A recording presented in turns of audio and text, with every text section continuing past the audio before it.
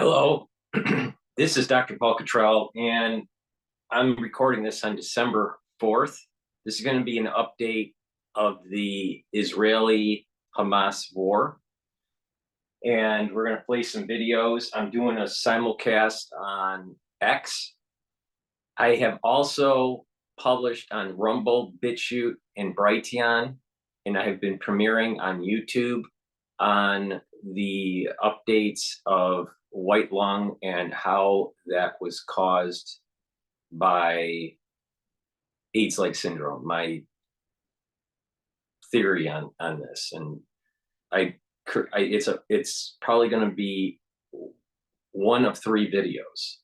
I'm re-premiering them on YouTube, so watch them. If you miss a premiere, then go to Brighteon, Rumble, and Bitchute. There are a few things that I said on there that I don't think that YouTube will keep the video up, and I don't want to get a strike, so I'm taking those down. I may put them back up, on a permanent basis if I feel that the coast is all clear. But if you want to see those videos, make sure you go to Rumble, Bitchute, or Brighteon. But I will be re-premiering. I'm actually re-premiering it on one of the backup channels on YouTube right now as we speak. So please go. That's episode 15. China, white lung, and why it is happening is the title. Okay, so let's start with the Israeli conflict. I'm going to play a video here of Fox News.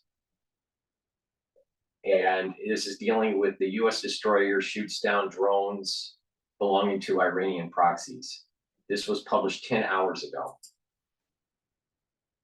The big weekend show is back, and we have a Fox News alert. A U.S. Navy destroyer taking out drones belonging to Iranian-backed fighters in the Middle East. And there are questions about the intended target of those drones as the attacks from Iran proxies unfolded in the Red Sea. Fox News correspondent Lucas Tomlinson live at the White House. Lucas, any word from the president tonight on the attacks on U.S. forces?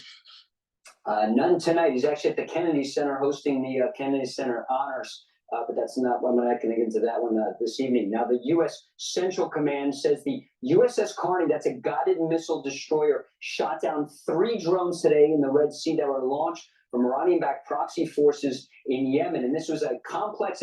Because we're also watching international markets and U.S. markets. U.S. durable good orders decreased by 5.4%.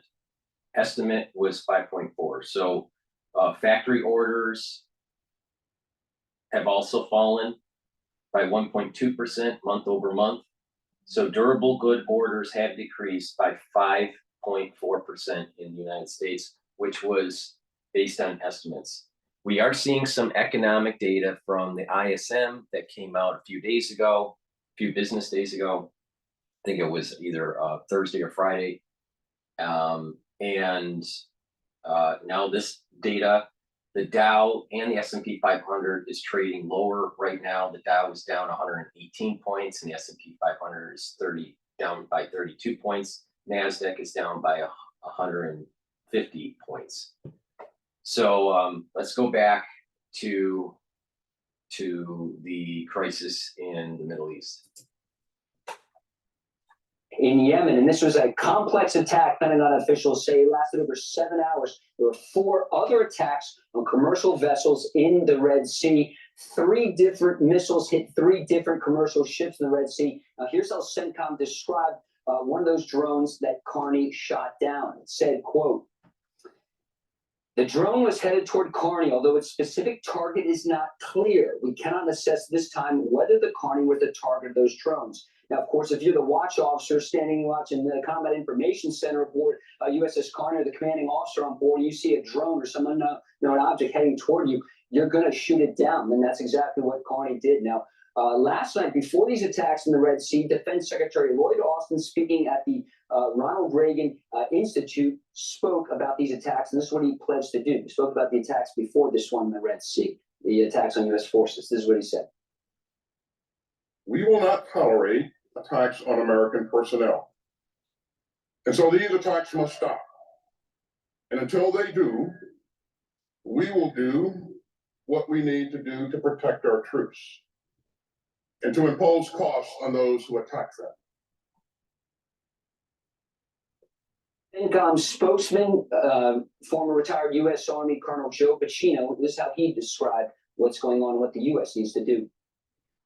In order to introduce deterrence, deterrence is in the mind, John. And so in order to introduce deterrence over Iran or over anybody, you need two things. You need to demonstrate you have capability to inflict harm. Second thing is your adversary has to understand you have the will to inflict harm, inflict pain. And right now, Iran does not think that this administration has the will to do so.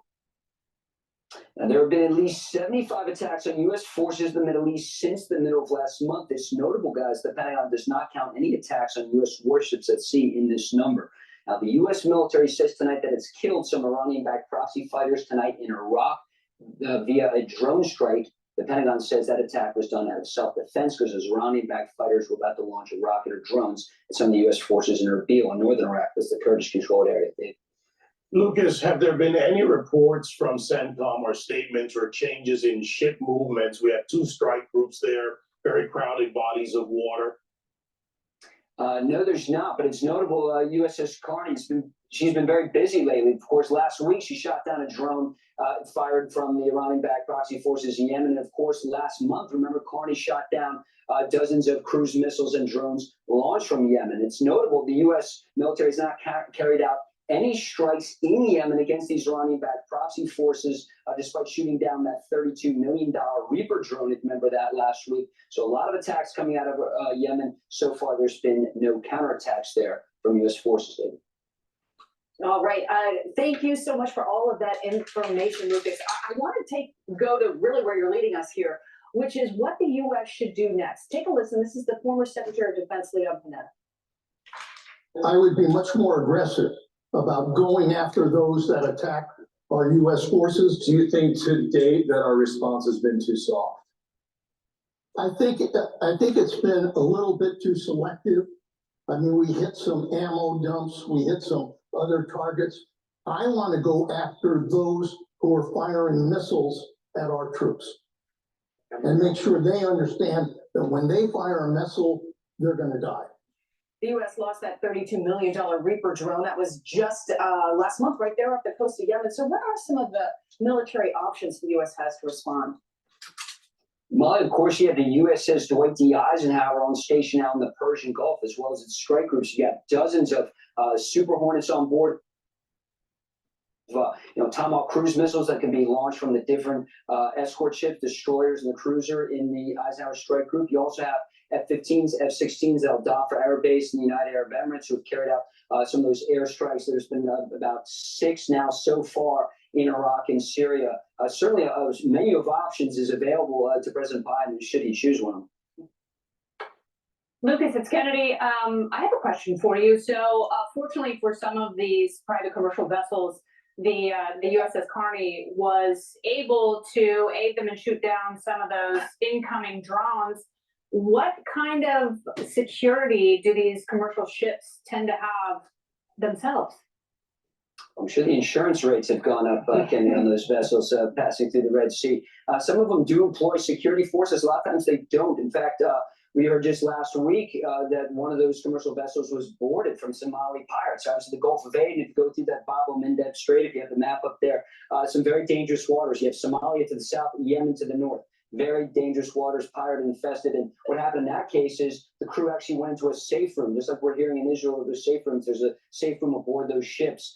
They hid. In that case, Carney was actually able to assist then and drove away the pirates. Actually, detained and arrested them. I'm the captain now. Hey, Lucas, Charlie here. Very basic question. So what can you give us a sense of how big these drones are and what exactly the Navy is using to shoot them down with? That's a good question there, Charlie. Of course, the Carney's using SM-2 missiles. Those those go for about $2 million a pop. So those are very expensive missiles you're using to destroy what are relatively crude drones. And just yesterday, actually, CENTCOM published a photo showing a large Iranian drone, looked like a small Cessna, flying near Eisenhower. Many of our viewers were wondering why that drone wasn't shot down. Hey, Sean Hannity here. Hey, click here to subscribe to Fox News YouTube page. Now, you got to remember, this is December 4th, and we're starting to really ramp up with activity in the Middle East. The United States needs to be more aggressive, not on just attacking the source of the rockets or the shooting down of our drones, or, you know, being attacked by proxy drones. They have to get to the root cause, and that root cause is Iran. And the only way to solve this problem is to have a full strike on Iran by the United States, by Israel, and, you know, and allied forces. My understanding is that if we decided to do a coordinated effort, that it would actually be a NATO operation. All right, now we're going to go to also another clip from Fox. I'm not going to only play Fox. I'll also play Al Jazeera. This one is U.S. needs to send a direct message to Iran. I think it's a congressman that's being interviewed. Let's check here. Elliott. John, good morning to you. Spokesman and U.S. Marine Corps veteran John Elliott. John, good morning to you. What do you make of these airstrikes that the U.S. carried out in northern Iraq, where several Iranian proxy fighters died, 5 in total? This does seem different than previous strikes. This one wasn't planned. We saw that these fighters prepared some sort of drone or rocket attack and took them out. On the ladder of escalation, do you think that this is the appropriate next step? Well, Carly, it's very hard to tell right now because we're just starting to get the initial reports. But what it does do is it puts a marker down just in a short way to the Iranian proxies and actually to their masters in Iran that, look, we're going to be actually killing your people if you're attacking us. But Leon Panetta, this is Obama and Biden's former defense secretary, over the weekend, he said that these attacks, these response by the Biden administration has been too selective. That was his quote, too selective. And look, he's understating the fact. Everybody sees that these attacks, these counterattacks that they've given up to now are just hitting kind of empty warehouses in the middle of the night. And that's really not appropriate. So for this actual response right here, look, the bottom line, and this is what Panetta said, is that what the Houthis or what the other Iranian proxies operating in Iraq and others, even Hezbollah, what they need to understand is as soon as they fire anything against U.S. targets, that they will be killed. There will be absolutely responded. That's what Panetta said, and that there will be an absolutely overwhelming response so that they're not even going to think about attacking U.S. forces here. John, in the statement released by Central Command yesterday on the USS Carney, there's specific language that I thought was very interesting. They say this: these attacks represent a direct threat to international commerce and maritime security. They jeopardize the lives of international crews representing multiple countries around the world. We also have every reason to believe that these attacks, while launched by the Houthis in Yemen, are fully enabled by Iran. The United States will consider all appropriate responses in full coordination with putting Iran's direct connection there, which we all know and has been talked about in sound bites, isn't something that I've seen before. It may have been, but it's definitely not the usual case that they put Iran on notice in writing. Is that significant to you? Well, once again, Griff, you're absolutely right that it's stating the obvious, but it is just possibly like these strikes that Carly was talking about. What it is it's drawing a marker to say, look, these are directed by Iran. Look, every single thing that the Houthis do is directed by Iran. And this is something that, look, if they put it in writing here, that's great. But what has to happen is a direct message to the Iranians to say, hey, we know what you're up to, whether it's with the Houthis, whether it's a Hezbollah, or whether it's with your other forces that are up in either Syria or Iraq. We know that you are responsible for every single act that is directed at us, and that we are going to hold you responsible. And so, for some reason, the speaker has to be played around with just to get the damn thing to be. I mean, I'll tell you, the quality of Apple products now. Hey, to put it in writing, that's great, but let's see it backed up by real direct contact and direct message sent to Iran, not just in the last line of a press release. John, there's also a situation that seems alarming. We want to know how alarmed you are by it. Former U.S. ambassador to Bolivia, his name is Manuel Rocha. He was reportedly arrested in Florida, being accused of secretly serving as an agent of Cuba's government. It sounds like it could possibly be a FARA violation, maybe something more serious than that. How concerned are you about this, and what do we know about this so far? Well, Carly, the wire reports as of just a couple hours ago do not provide details. They say that we're going to be getting more details later this morning, so we'll find out. But one thing, it's if the FBI and the DOJ are going after anybody else in Florida not named Donald Trump, then that's actually news. But on a serious point, though, what it is that if it is a FARA violation, Foreign Agent Registration Act violation, this is something that Hunter Biden is under investigation for. And so this is something that they took a long time, 5 years to look into with Hunter Biden, that now they're actually, let's have the same standard for a retired diplomat and for the son of the former vice president. That would be a good idea indeed. John Elliott, thanks for getting up early and starting things off for us on this Monday morning. I'm Steve Ducey. I'm Brian Kilmeade. And I'm Ainsley Earhart. And click here to subscribe to the Fox. I think that if we do not go with full force with Iran, that we're going to get picked off. And I wouldn't be surprised that one of our ships actually gets sunk. And then maybe there will be a wake-up call. You know, that would be the Pearl Harbor moment. All right, now we're going to France 24. What is Israel's next move in Gaza?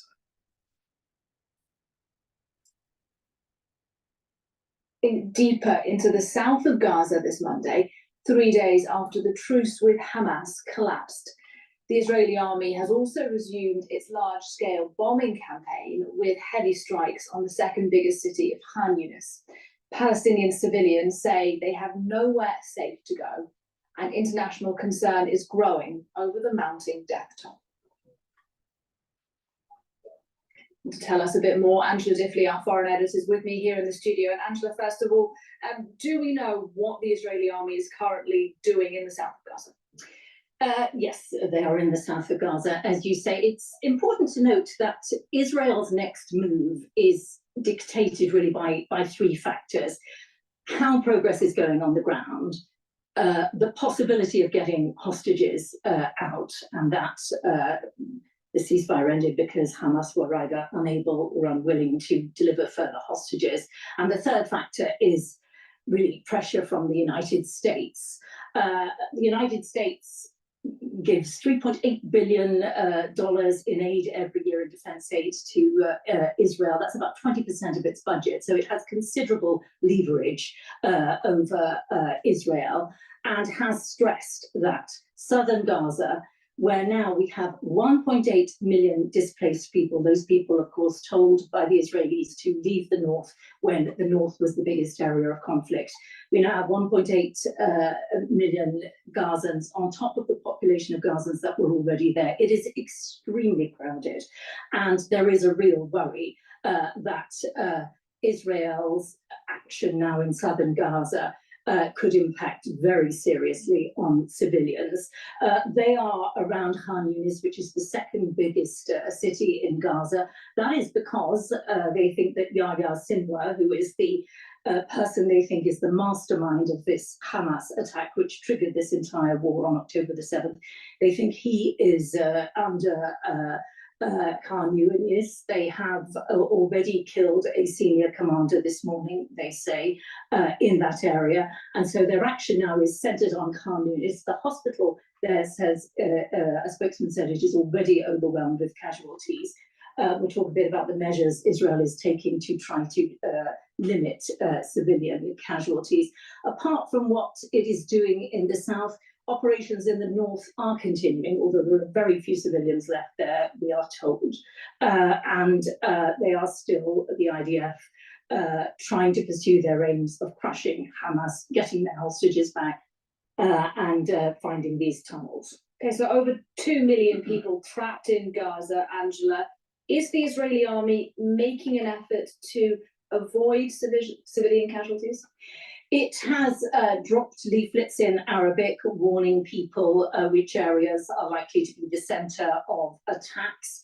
It posted today that it had advised on social media 20 areas that Gazans should leave in the south for their own safety because they were likely to be struck, those areas. It has an interactive map, but the problem is that there isn't always internet in Gaza, as it is a war zone. So the UN is worried that people won't be able to access those maps of where to go to be safe. The UN says there is nowhere safe in southern Gaza. It's possible further down the line that Israel might choose to open the Kerem Shalom crossing, which is down near Egypt. It's on the border between Israel and Gaza, in order for humanitarian aid to get in through there. At the moment, it's having to go via Egypt, which delays everything. It is also possible that Gazans might force the barrier into Egypt. Egypt has, of course, refused to take Gazans. It says that it doesn't want to be part of what it says might be an Israeli operation to clear the Palestinian people from Gaza. It won't participate in that. It should be noticed, it is not in the interest of Israel to have a high number of civilian casualties. It is not in their interest for their public image, indeed for their own people who are a feisty democracy, as we saw before October the 7th. It is not in Israel's interest to have a high number of casualties. We will see if that is achievable.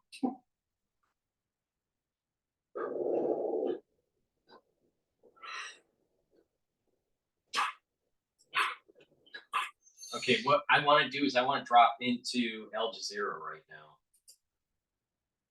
Here. For a period of more than 8 months, with an average of 177 people killed every day. Between 1992 and 1995, during the war in Bosnia, nearly 100,000 civilians were killed in about 4 years of war. That's an average of 74 people killed every day. And in Ukraine, as of late last month, the UN has documented the deaths of at least 10,000 civilians since Russia's invasion last February, or about 15 people killed on average every day, far below Gaza's average of 270 deaths on average every single day. All right, let's take in Yusuf Brandel, who's a professor of political science and international relations at Cottrell University. Extraordinary, isn't it? The horror that we're seeing here, the amount of death and destruction being wrought. Yet here we have, the vice president's delegation in Israel seemingly focused on the day after, and not the now and the horrors of the moment. Well, I think the focus should be on what is happening now, and the United States should. Here's I know this, through an author that wrote a book on the Marshall Plan in Stenton. Marshall and Stenton were key World War II planners for the United States, not only to conduct the war, but also the post-war. And the Pentagon, the building of the Pentagon came from them, and the whole military-industrial complex came from them. There was a author that wrote a book about this that did a book tour at the Harvard Club.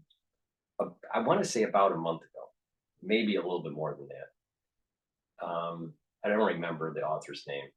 What's interesting is that he's a finance guy in commodities, and he just has this interest in history, and he is like just a history buff, and he decided to write a book about it. But the point of the book is that not only are you conducting the war, but you have to have a plan of what is going to happen after. And for them, it was to make sure that the United States military never is off guard again. And two, to be able to manage this new hegemonic power that emerged after World War II, which is the United States. So that came right out of Marshall and Stenton. So focusing on just the immediate is poor strategy. But, what are we going to assume from, Qatar University? The reality of the situation is you need to figure out what is going to happen after the guns stop firing, after the bombs stop dropping. What do you do after the war? That's really important because that will dictate lasting peace. Now, what is interesting is I've been listening to these, this one rabbi, and he made a statement that is pretty profound. Wars are not won; wars are lost, typically, unless there is complete destruction of the enemy. Wars can only be won if the enemy is completely destroyed, and they can't war ever again. But most wars, including this one, that's the Israeli-Hamas war, is going to be a war that is lost. Who lost the most? Who capitulated but could still reconstitute again? So wars are not won, typically. Wars are lost. All right? And I think that we got to keep that in mind. And that also is evidence that pushes us in the direction that you have to think about what is going to be the plan after the bombs stop dropping. What is going to be the future plan after the war stops? Okay. To ensure that civilian casualties are minimized. But when we look at the 5 no's, and especially the fifth no is that Gaza will no longer represent a threat or a terrorist base for Israel. It seems that even with this rhetoric, the United States still agrees with Israel, the 3 objectives of Netanyahu when he said, return all the hostages, destroy Hamas, and the last one, that Gaza will no longer be a threat. So the Americans seem to agree on this particular point, and it could be understood as the only way to go by achieving that target is to do what Israel is doing. Benjamin Netanyahu, despite the pressure from the United States, has said this is our war, and he's doing it. It seems as though the UN staff members total killed in Gaza since October is 111. And can he carry on doing that, or is there any pressure on him at all? He just seems to be, he just disowns anything that is coming from the US administration, as far as we know, and then just carries on. Well, I think eventually he will change his views for 3 main reasons. The first one would be the pressure from his own people. We talked to, you showed that this representative of families is saying that we want to meet now, not tomorrow, and the pressure is mounting on him, and the families want their loved ones back, and they're willing to pay the price, basically, of even a complete ceasefire or giving or free all the Palestinian prisoners. This is the first one. Secondly, it seems that the Hamas movement still has some firepower, and it has been using it on Tel Aviv today, given what's happening with the Houthis and also Hezbollah from the north. So more casualties may bring Netanyahu and his war cabinet to rethink. And international pressure of public opinion also is very, very high against this. Now, I've been trying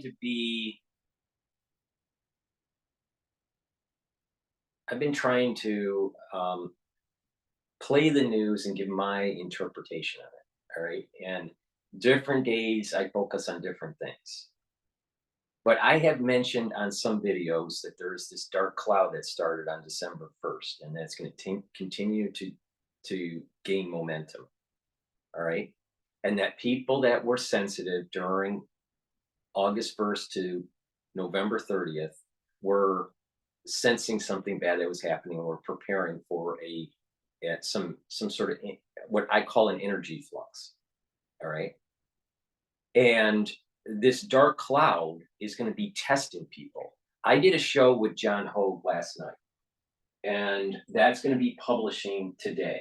It's actually being uploaded on Rumble, and then shortly after this show, I'll be actually premiering it on YouTube. But we go into detail on what I'm talking about. It dovetails into the Israeli conflict. There is a judgment that is taking place, and that as this cloud goes over more and more of the world, there's going to be more and more testing that takes place.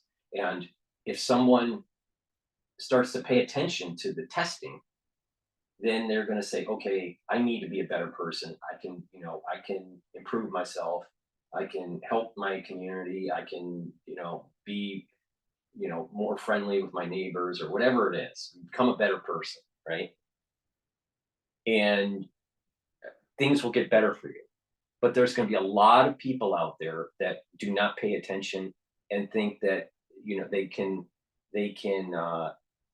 use international pressure on Israel, all right, for some sort of Westphalian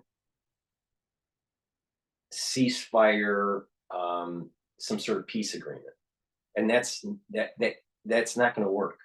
This is a different situation that is happening. There's a lot of metaphysics that are taking place here, and the world for this. I go in the video with John Hogue about the Or Ein Sof. The Or Ein Sof, Or means light. Ein Sof means the infinite being. So the light of the infinite being. So the infinite being you can't be close to. Nor can you be really, really close to the Or Ein Sof, the light of the infinite being. So what happens is that there's this constriction that takes place called Simpson.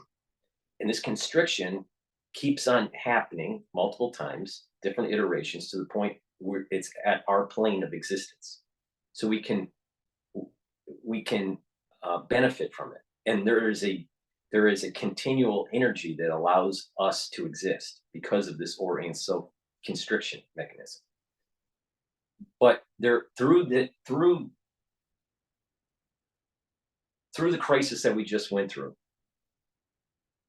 the biological crisis that we went through, and the hardship that is going on with the Palestinians and the Israelis, there's additional testing that is taking place, and through this testing is going to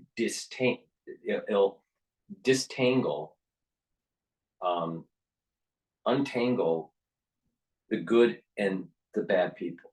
So the Or Ein Sof, actually, that light can provide blessing and provide curse. So there is going to be a separation of people.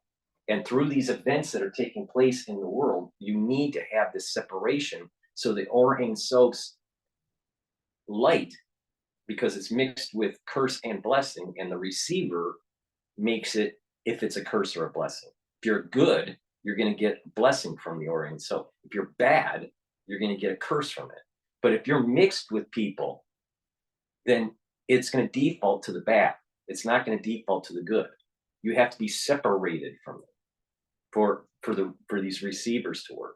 And this is the reason why there was, during these calamities that are written in biblical text, people had to separate themselves.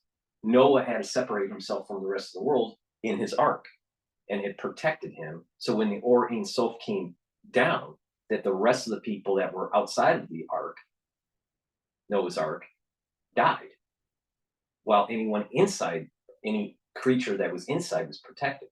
Same thing that happened during the Passover, the biblical Exodus from Egypt. Anyone that was in a home that had a paschal lamb sacrifice along the doorpost and stayed indoors during that midnight was protected. Now, they happen to be Jewish, but if you weren't Jewish and you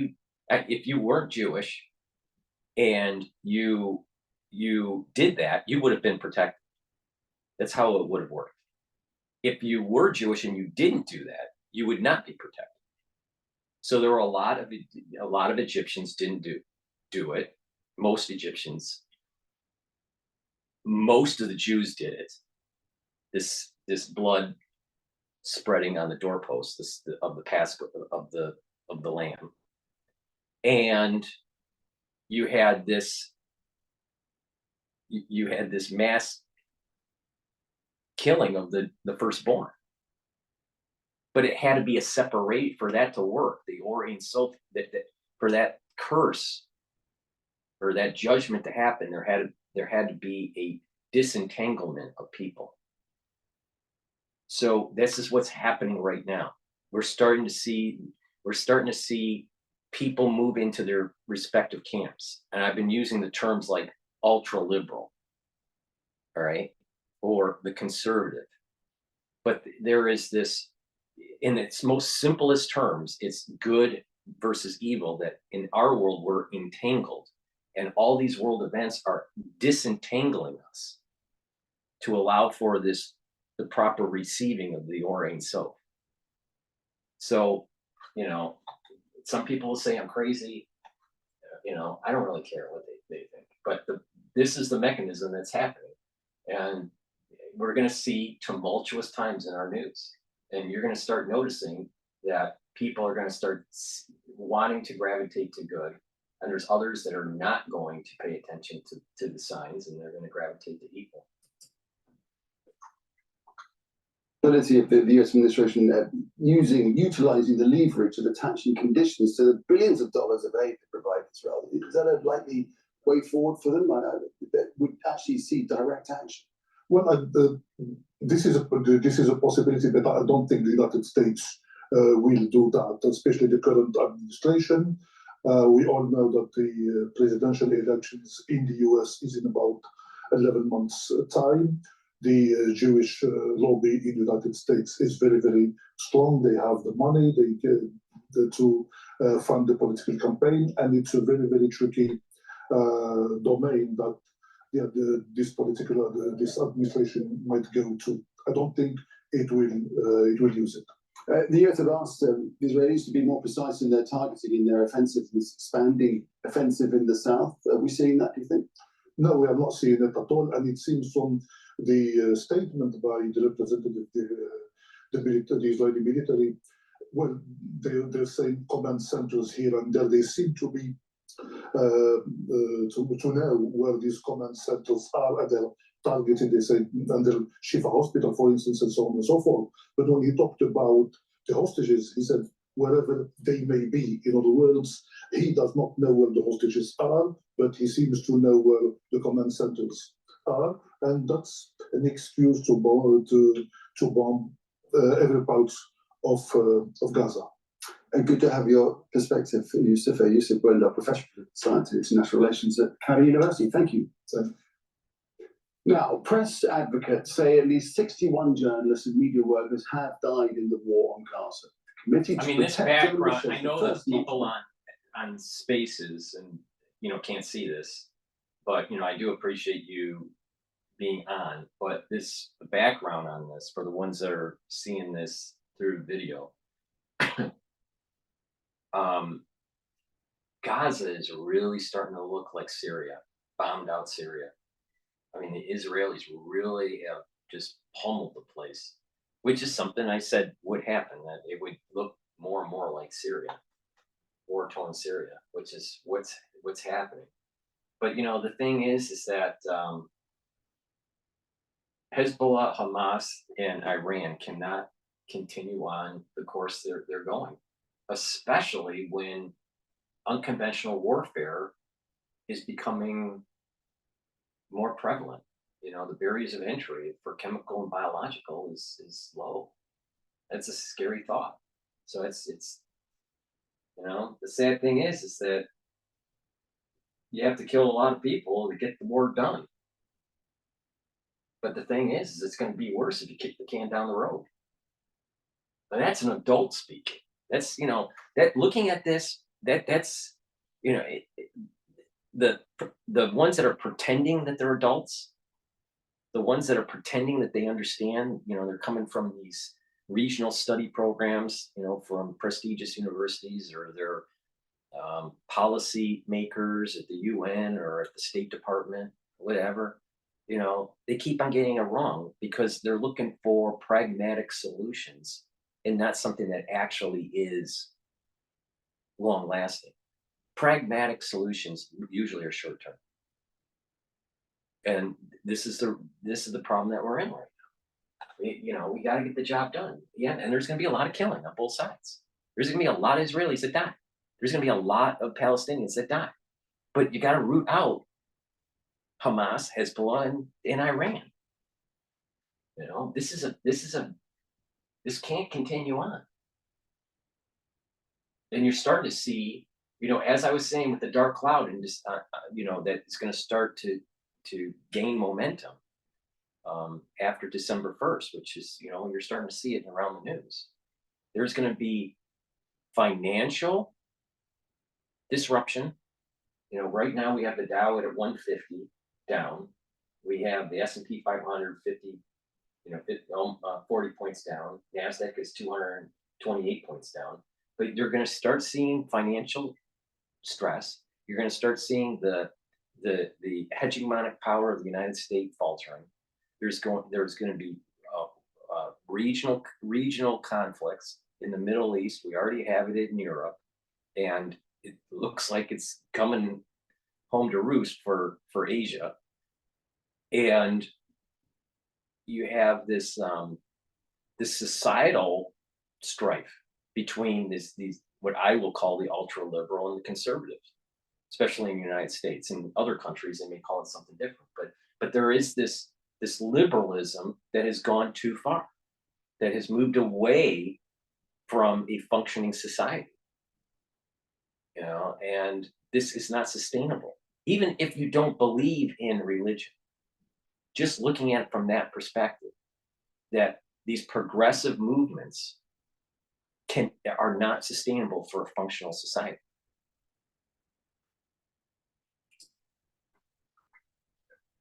It was the worst for media workers in more than 30 years. Muntasser Sawaf was one of the latest casualties. The freelance cameraman was working for the Turkish Anadolu agency. He was killed on Friday in an Israeli airstrike along with several members of his family. Let's speak now with one of his friends and colleagues, Hind Kudari, who joins us on the phone line now from Deir al-Balah in Gaza. Hind, of course, we talk to you every day, several times every day, your role as a correspondent, talking about what's happening on the ground. We'd just like to talk to you this time about your experiences as a journalist in a war when all around you, your friends, colleagues, and fellow journalists are being killed and wounded. And Muntasser, as I say, was a friend of yours. No, I'm going to say something that, don't play into the emotional fallacy. We're going to, we'll allow them to talk, but, don't play into the emotional fallacy. To be a war correspondent journalist is risky business, and they need to be there because that's how we get our information. So they're doing a great service for the rest of the community of the world to understand what's going on.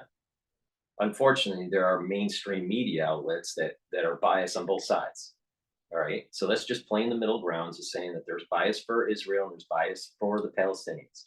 There's an emotional fallacy that he's setting up here for journalists, though. All right, the reality of the situation is that mainstream media makes money on war through advertising, but not just that. They get the eyeballs because everyone is tuned in, and so they'll be able to charge more for commercials.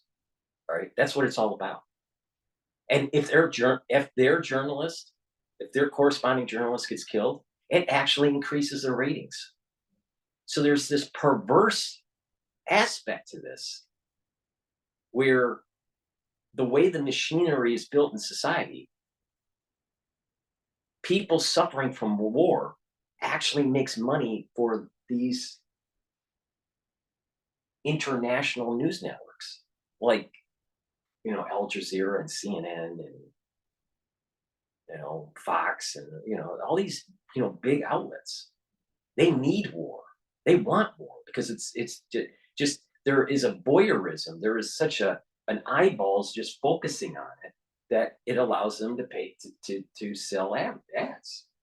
So keep that in mind. We need these journalists there because we get data. We need that, right?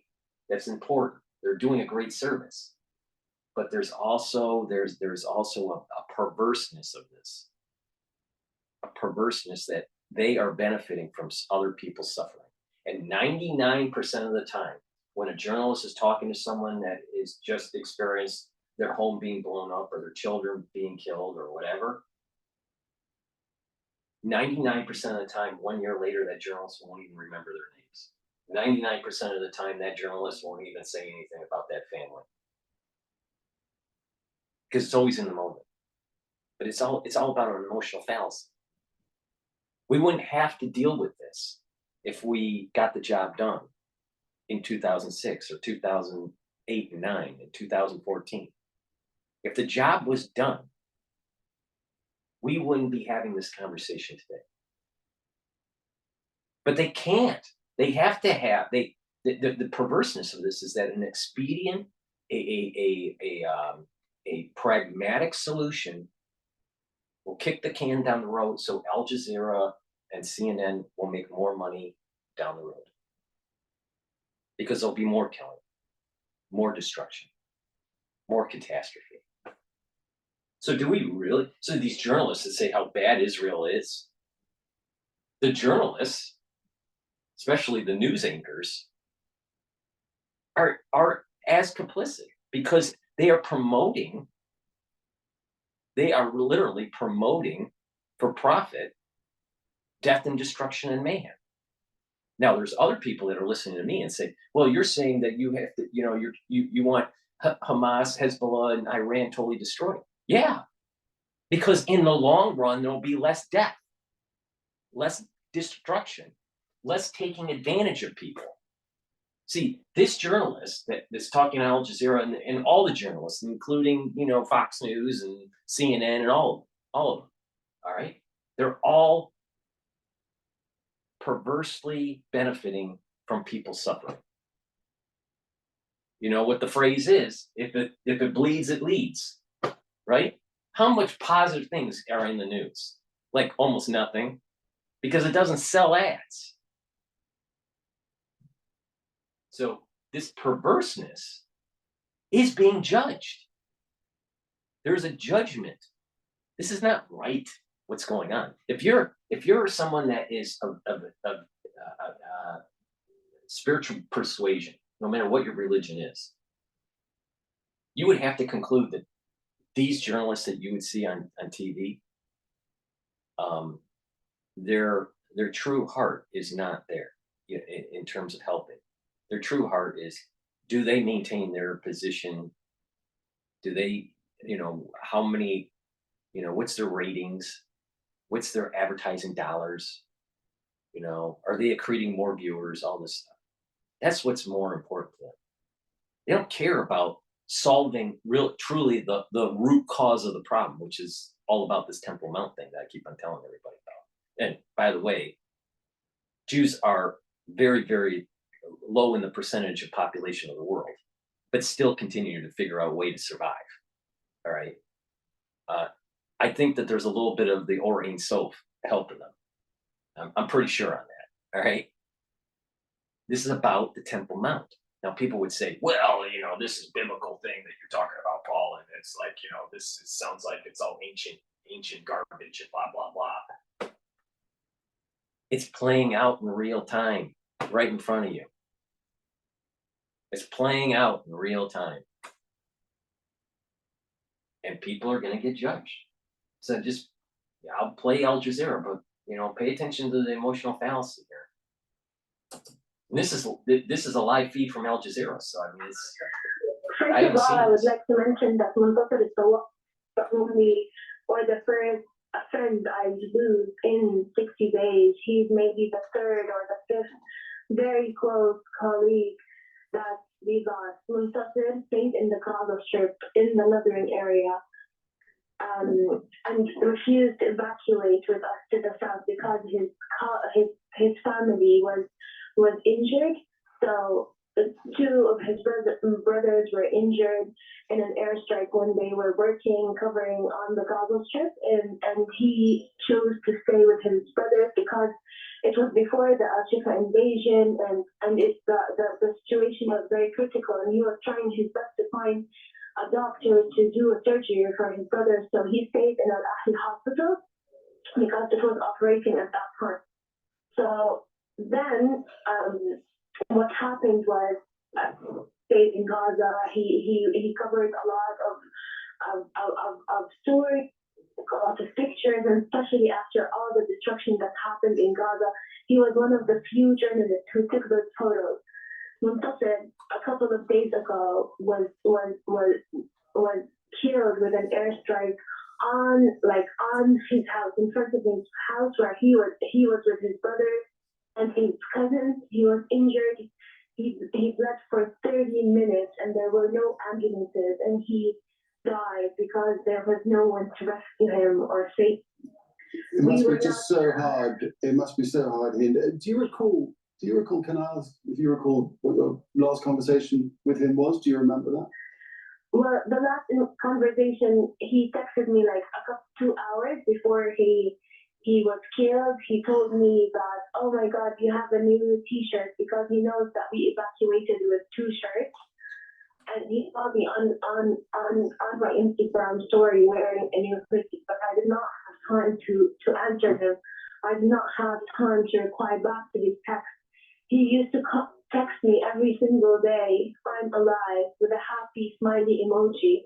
And I was always telling him, take care, Muntasir, we love you, we believe in you, and stay safe. We feel so sad that we were not able to go to the north to give him the last goodbye, to even bury him. We don't know who buried him, where is he buried. We don't know anything, and it's not only Muntasir, it's his brother too. And weeks before this target, his father was killed, and other family members were killed. He was working after his whole family was killed when they targeted his house. Muntasir. This would not have happened if Hamas, Hezbollah, and Iran were knocked out in 2014. And the destruction that is starting to ramp up is getting exponentially worse and exponentially more costly in dealing with a lot more deaths on both sides. People need to start paying attention, get the job done, because it's going to get a whole lot worse. And in the United States, you know, there are a lot of isolationists. I don't want war. I'm safe. I can eat my Big Mac. You know, and Super Gulp from 7-Eleven. And the reality of the situation is just that even the American people are going to be tested. And, you know, we'll see, and, you know, where your real heart is.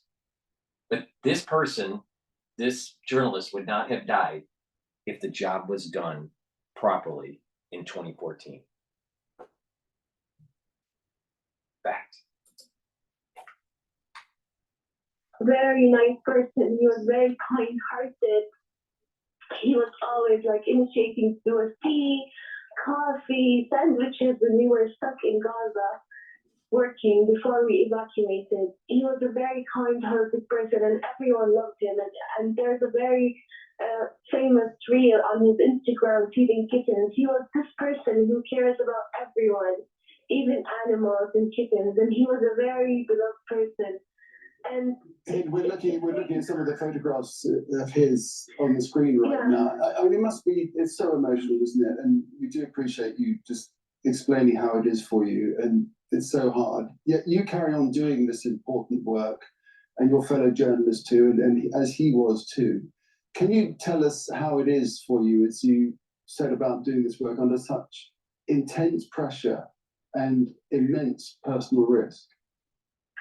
It's very hard for us, and it's heartbreaking. Every single day, we wake up on explosions. We barely sleep. We barely have a couple of hours sleep. Sometimes we sleep from the amount of, like, we're very tired. I think you heard an explosion. This is like what we are hearing all the day. But at the end of the day, we feel that we need to continue. We feel like we need to report. We need to tell the stories. There are a lot of stories that have been, voices that have been silenced, that have been killed. But we're still here, and we have the ability to carry the message of all of these people. it's very heartbreaking, and we're dehydrated. Today we did not have any search in the market for anything to keep us standing and going on.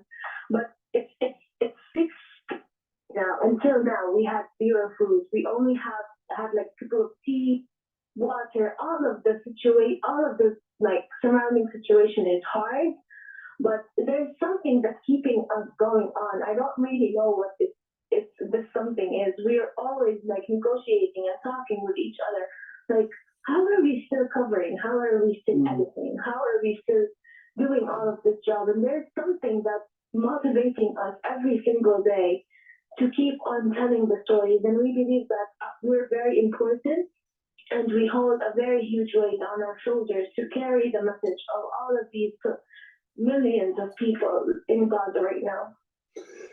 Have you ever thought of giving it up? I mean, nobody would blame you if you did, and just sort of seeking your own safety. I think for me, as Hind, no, I won't give up. I don't think like I'm gonna give up. I'm very passionate about what I'm doing. We lived very hard days in Gaza. We went through this a lot of being displaced, and we have been displaced for more than 3 or 4 times right now. And now the Israeli forces are calling us to evacuate to the south, but we are in the south of Rafah. But with all of this, like being worried about our families, being worried about ourselves, continuous excursions, there's something letting me not to give up. And I swear, I don't know what's this, but I love Palestine, and I love Gaza, these people, and I love my country. And I think this is the only thing that's keeping me going, despite everything, and despite the danger, and despite the risk of risking our lives. But to be honest, like after all of this destruction and after all of this killing, I feel like there's no meaning for life anymore. And if I want to spend the last minutes and spend my life reporting, even if it's going to be like the last thing I'm going to do in my life, I'm dedicating this, and I'm dedicating my life to Palestine. And most war journalists, you know, have a way out of where the war is taking place, you know, to find some respite, but you do not. You continue to tell the story of unspeakable terror that would otherwise not reach the world. We appreciate your work and your time now. Thanks for joining us.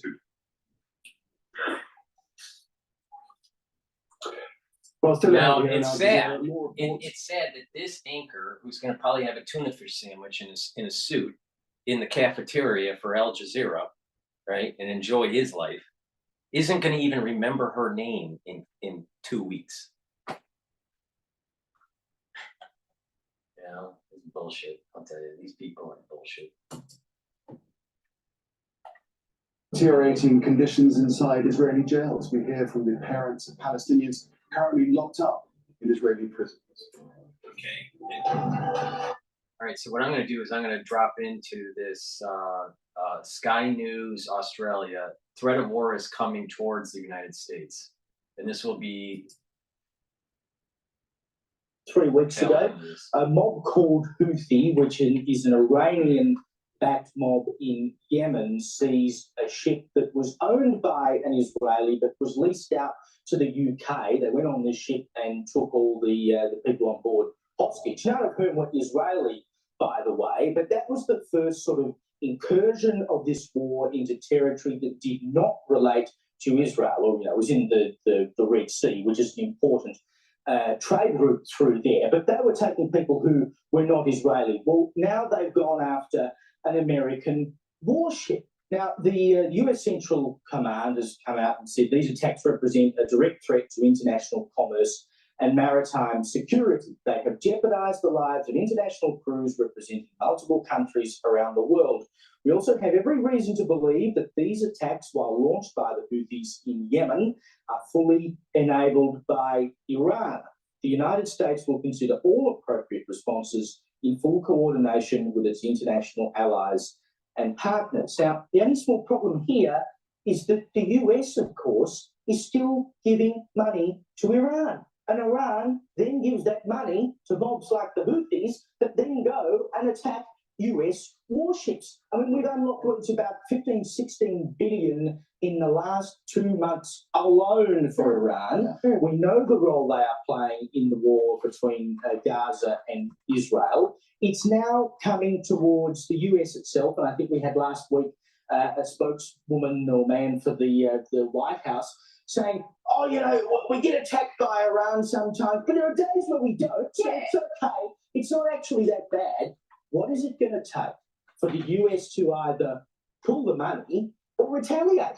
Because surely, in terms of public opinion in the US, you can't continue to allow that to happen. Surely it gets to a point where people say they are coming for us with our own And pulling the money is the most rational retaliation right now, okay? You're not firing on anyone, you're not dropping any bombs, but you're saying, excuse me, we keep giving you money, honouring God knows what deal the US is making, and this is what you spend it on, okay? We also know that you're funding the war.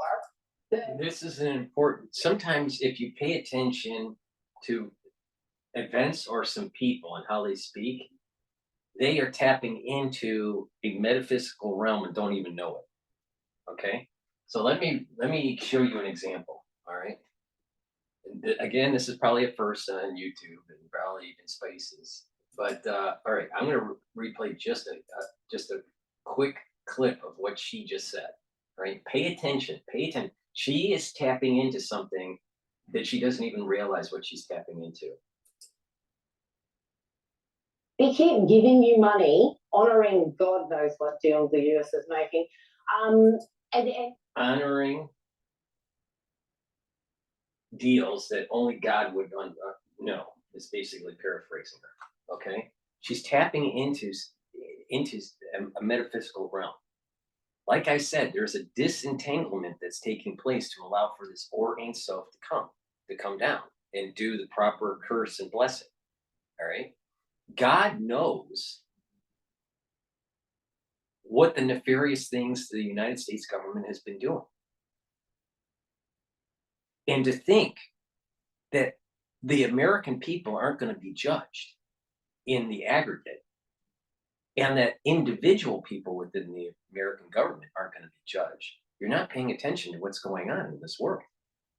There is a divine judgment at a societal level and at individual levels that are taking place, because there is this enough is an it's I can only use an analogy because we're dealing with something that is very spiritual. So we can only work in the realm of human terms. But in the spiritual realm, they basically have said, enough is enough, unleash the hounds. And now there's this disentanglement that's taking place, and then there's this curse and blessing. All right. But she's picking up on something, you know, and it's passing, it goes by really quick, but she's picking up on something and doesn't even realize. God does know what the nefarious things through the national security state has been doing since its inception, all the way back to right after World War II. You know, the United States in many ways is like the Nazis. All right.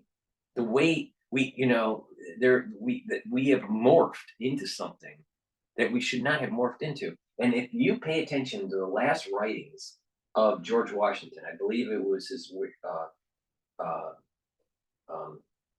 goodbye letter to the nation when he was retiring from office. He basically warned, don't get involved in international policy, international affairs. Don't do it. It'll hurt you in the long run. And we have. And it has hurt us in the long run. So, now we have to try to untangle all this national security state stuff. You know, the problems that we've had in Iran are because of our own doing in the 1950s. But we can't just say, don't do anything now, because we've created a monster. We got to kill the monster now. You know, so America's going to get judged. America's going to get pulled into this. Americans are going to die. And this is what you spend it on, okay? We also know that you're funding the war, the war that's going on in Israel and Palestine. You're funding this terrorist group. Enough's enough. I mean, how not difficult is that? I don't get it. It's almost like an insult to one's intelligence to just be like, hey, you keep bombing our stuff, so I'm not going to sponsor you anymore. And the point is, they keep bombing American assets. They keep hijacking or attacking ships. As you mentioned in your introduction there, 3 weeks ago, the Galaxy Leader, which is owned by one of Israel's richest men, leased to another organization, but it was hijacked by Yemen jihadis. 25 crew taken hostage. Those people are still hostage. It's been 3 weeks now. That's another weird thing about this whole situation. We've not heard a word about them. I think 17 of them are Filipinos. The president of the Philippines didn't go to COP28 because he's got citizens right now being held hostage. So he stayed home. Here's some of the vision of when the Galaxy Leader was boarded via a helicopter by Yemen jihadis. And the world's kind of forgotten about these 25 innocent crewmen who right now are being kept from their families in Yemen. God knows when they'll be released.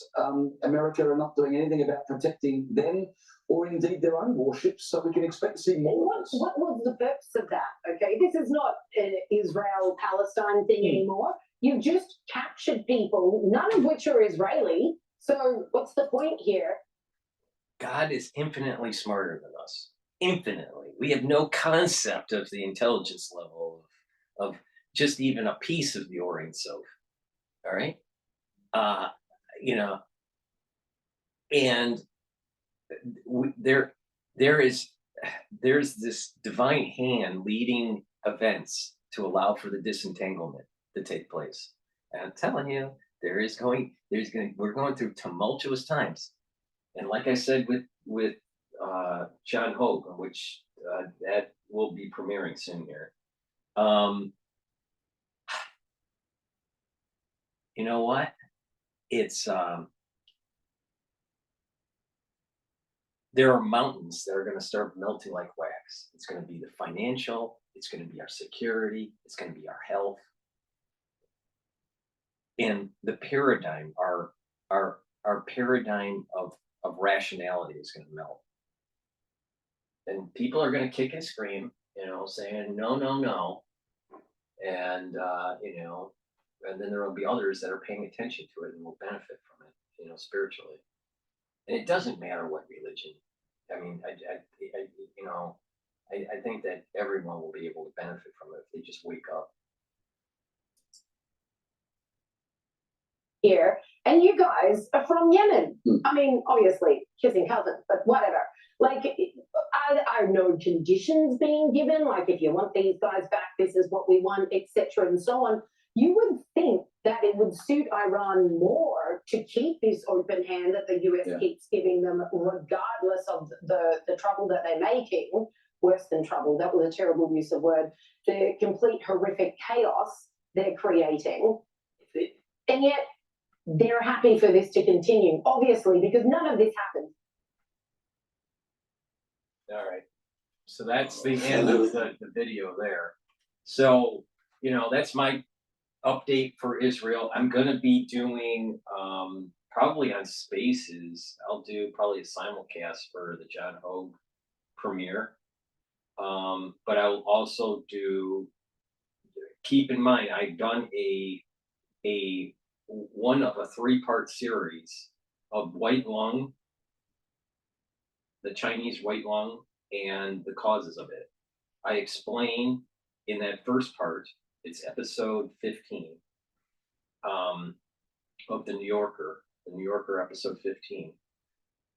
It goes into trying to create a baseline of what the current situation is, and then why I think AIDS-like syndrome would explain the cause of it. Part 2 is going to be, which I haven't done yet, but part 2 is going to go into details of what the mechanisms of AIDS-like syndrome are. And then part 3 will be opening it up to the public to answer questions, because there's going to be a lot of people that have questions. So hopefully, you know, people will participate in part 3. It will be a live recording. and people can ask questions about the AIDS-like syndrome, and what is it, how does it manifest, how long will it last, and what can we do to mitigate some of the risks for ourselves and our society. So thank you for listening. Please subscribe to all my channels. I have 3 channels on YouTube. Links are in the description of this video. I also have Bitchute, Brighteon, and Rumble. Please subscribe to those channels. Again, some of the things that I say for YouTube cannot stay up because they get strikes. So you're going to have to be a subscriber to all 6 channels to be able to see all the content. All right. But I do multiple premieres daily of these videos, of new videos, but also videos that have to be taken down on YouTube so you can still see the content and participate in the chats. I appreciate the people that are on X that listen on a regular basis. It's encouraging that people do listen. And you don't have to agree with me. It's okay, but if you do agree with me, that's even better. Please go to my store, the-studio-reykjavik.com, to help boost up your immune system and to help support my work. We're in the cold season, so you should be getting these structural nano silver drops. I have it in honey lemon in 100 count. I also have it in blueberry in 100 count. And I have larger lozenges that are green apple in a 20 count structural nano silver, so it neutralizes pathogens and helps soothe your throat, and sweet menthol in 100 count. So please go to the store, stock up on that. We're in the cold season. RSV is starting to ramp up. That affects people that are younger and older. We have influenza that is ramping up, and we have this mycoplasma issue that's starting to ramp up. All right. So please, and adenovirus, and even our favorite one from prior years.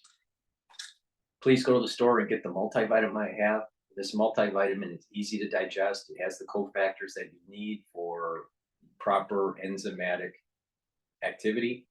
You should be taking a multivitamin every day. I also have a structural nano silver soaps. This one is lavender. I have 5 different versions. This structural nano silver soap happens also to be lemongrass. So go to the store. They're great gifts if you're looking for stocking stuffers and stuff for the holidays. Lignans. This product that I have is a powder. It helps to boost up your immune system and helps with hormonal health for males and females. Take it every day. Mix it with like hummus or a smoothie, or you can just mix it with water. Please go to my store and get the Goodnight formula. The Goodnight formula will help you go into a 3 REM cycle for your sleep. All right. That's important because you're going to have a consolidation of memory. You're going to detoxify your body better, and you're going to have more energy. So please go to the store, take Goodnight formula, and you're gonna get that proper sleep that you need. I have structural nano silver. This is a 30, I believe it's 35 ppm. Yeah, 35 ppm.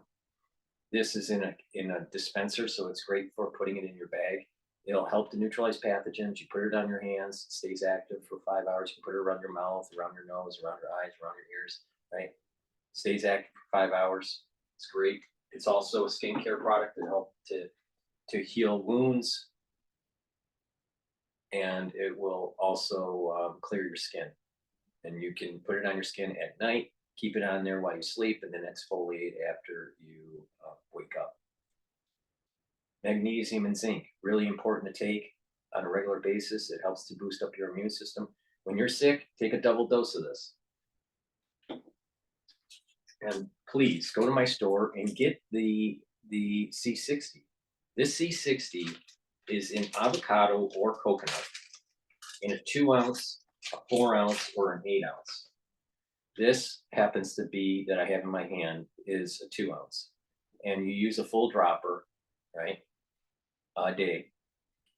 If you don't get the 2 ounce version, you get the 4 or 8 ounce version. You take a teaspoon of it a day, and what will happen? You do that on an empty stomach, and you're going to have a lowering of the free radicals.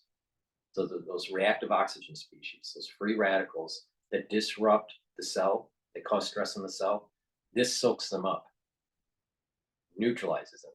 So you have less cellular stress, you have better mitochondrial health, you'll have higher ATP, and if you work out and you take this before your workout, you'll recover quicker. So, and when you do this on a regular basis, you'll notice that you are aging slower. The reason being is that you're soaking up what is rusting you. So please go to the store and get the C60. On top of that, I've partnered up with Rainbow Herbals, and we've created these deodorants, citrus, and we also have peppermint and lavender. This deodorant is very high quality. It has ingredients from the Himalayas, essential oils that were produced in the Himalayas, and very, very high quality. Use this every day as a deodorant, but it'll also help to detox your body. So I believe in products that are dual purpose. Why? Because by buying something that has dual purpose, you're actually getting more for your money.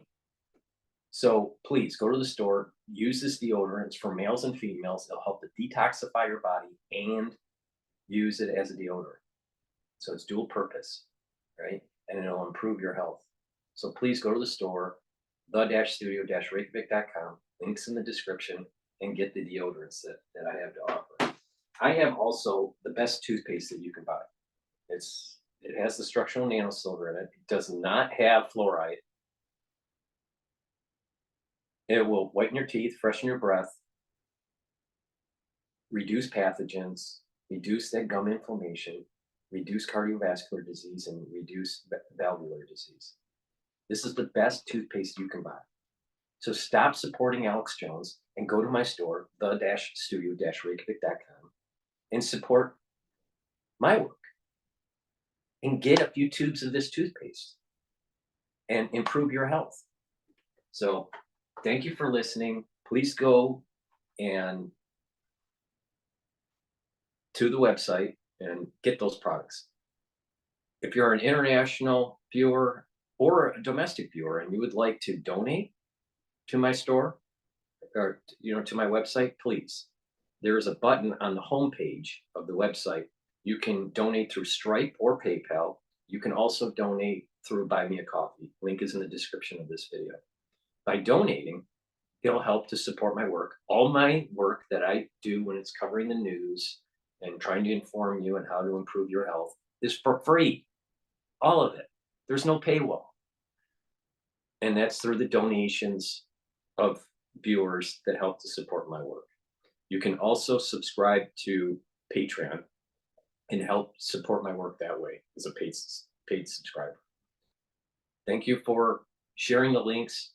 Please go to your social network and your friends and family and tell them, pay attention and to subscribe to all my channels, because we're going through tumultuous times and you need to be informed. You're not going to like everything I have to say, but I am not wrong on what's going on. You can see it playing out day by day, that there is a